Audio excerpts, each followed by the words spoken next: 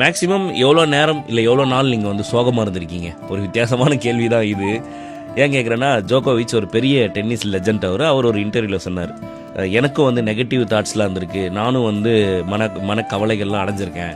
ஆனால் மற்றவங்களுக்கு எனக்கு என்ன வித்தியாசம் அப்படின்னா, அதிலிருந்து நான் அங்கேயே தங்கிட மாட்டேன். நான் சோகமாகறேன், எனக்கு டிப்ரெஷன் இருக்குது, இல்லை நான் தோத்துட்டேன் அப்படின்னா அதிலே தங்கிட மாட்டேன். உடனே நான் வந்து அதுலேருந்து மீண்டு வந்துடுவேன் சில செகண்ட்ஸில் அப்படின்னார். அது ரொம்ப ரொம்ப நல்ல விஷயம், வரவேற்கத்தக்கது. அது ஈவன் மெய்யழகன் படத்தில் கூட ஒரு சீன் இருக்கும்.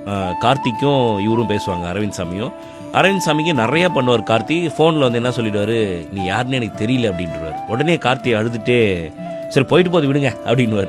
அந்த போயிட்டு போது விடுங்க அப்படிங்கிறது வந்து ரொம்ப ரொம்ப அவசியமான ஒன்றுங்க வாழ்க்கையில். அது வந்து சரியான விதத்தில் சரியான அளவு போயிட்டு போது விடு அப்படிங்கிற வார்த்தையை நம்ம வந்து நம்ம உறவுகளுக்கிடையே பயன்படுத்துகிறப்ப உண்மையிலேயே அந்த உறவு ஒன்றும் வந்து பலப்படும். பட் சரியான அளவு சரியான இடத்துல அதை பயன்படுத்தணும்.